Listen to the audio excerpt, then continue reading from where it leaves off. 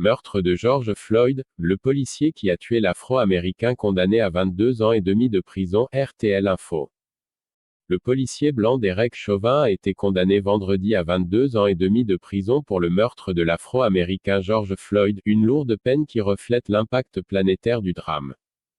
Le tribunal vous condamne à la détention pour une période de 270 mois, soit 10 ans de plus que la peine prévue par le barème du Minnesota, a déclaré le juge Peter Cahill, 13 mois jour pour jour après la mort du quadragénaire noir à Minneapolis. Ma décision n'est pas basée sur l'émotion ou la sympathie, ni sur l'opinion publique, a-t-il ajouté. Je ne cherche pas à envoyer un message. Je tiens à présenter mes condoléances à la famille Floyd. Avant l'annonce du verdict, il avait présenté ses condoléances à la famille de l'Afro-Américain George Floyd lors de l'audience destinée à fixer sa peine pour le meurtre du quadragénaire noir. L'agent de 45 ans, qui est incarcéré dans une prison de haute sécurité depuis qu'il a été reconnu coupable de ce meurtre, s'exprimait pour la première fois publiquement depuis le drame qui a bouleversé l'Amérique.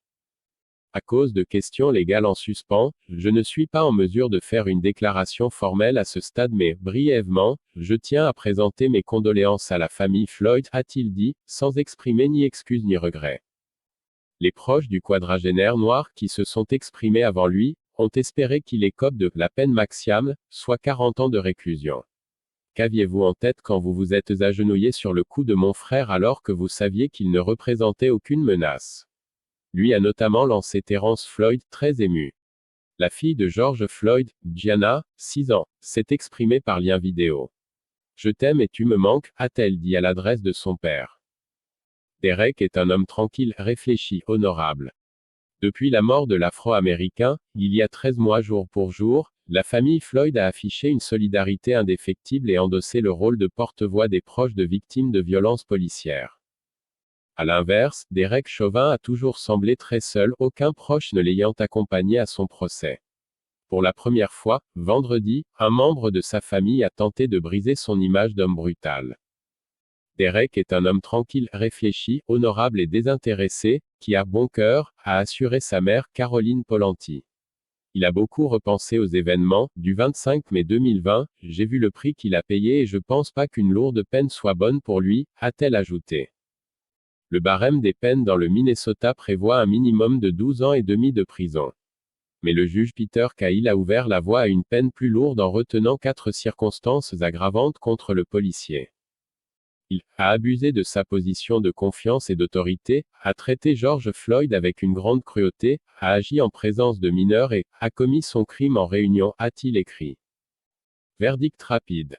Le 25 mai 2020 à Minneapolis, Derek Chauvin avait voulu arrêter George Floyd, soupçonné d'avoir utilisé un faux billet de $20 pour acheter des cigarettes. Avec 3 collègues, il l'avait plaqué au sol, menotté, avant de s'agenouiller sur son cou. Le policier avait maintenu sa pression pendant près de 10 minutes, indifférent au râle de George Floyd mais aussi aux supplications de passants affolés, et ce même une fois le pouls du quadragénaire devenu indétectable. La scène, filmée et mise en ligne par une jeune fille, était rapidement devenue virale et avait suscité des manifestations monstres dans le monde entier. Organisé dès mars, le procès de Derek Chauvin avait été suivi par des millions d'Américains. Pendant des semaines, ils ont revécu la scène sous tous ses angles, entendu les témoins du drame raconter leur traumatisme et assisté à un défilé inédit de policiers, venus dénoncer l'attitude de leur ancien collègue. De son côté, l'avocat de l'accusé, Eric Nelson, a martelé qu'il s'était contenté de suivre les procédures en vigueur dans la police et que la mort de George Floyd était due à des problèmes de santé combinés à l'ingestion de drogue. Les jurés n'ont pas été convaincus et ont mis moins de 10 heures à le reconnaître coupable. Leur décision, le 20 avril, a été accueillie par un grand soupir de soulagement dans le pays, qui craignait de s'embraser à nouveau si Derek Chauvin ressortait libre des audiences. De bonne foi.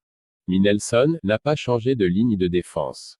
En amont du prononcé de la peine, il a plaidé que son client avait commis une erreur de bonne foi et demandé une peine réduite à la durée déjà purgée. Il a mis en avant le risque que son client, qui a été incarcéré dès l'annonce du verdict dans un établissement de haute sécurité, soit tué en prison. En parallèle, il a demandé l'annulation du procès, notamment en raison de doutes sur l'impartialité de certains jurés. Vendredi matin, le juge Cahill a rejeté sa requête, estimant qu'il avait échoué à prouver ces allégations. Le dossier judiciaire ne s'arrêtera pas là. Les 3 collègues de Derek Chauvin seront jugés en mars 2022 pour complicité de meurtre par la justice du Minnesota. En parallèle, les 4 hommes devront aussi affronter un procès devant la justice fédérale qui les a inculpés pour violation des droits constitutionnels de George Floyd.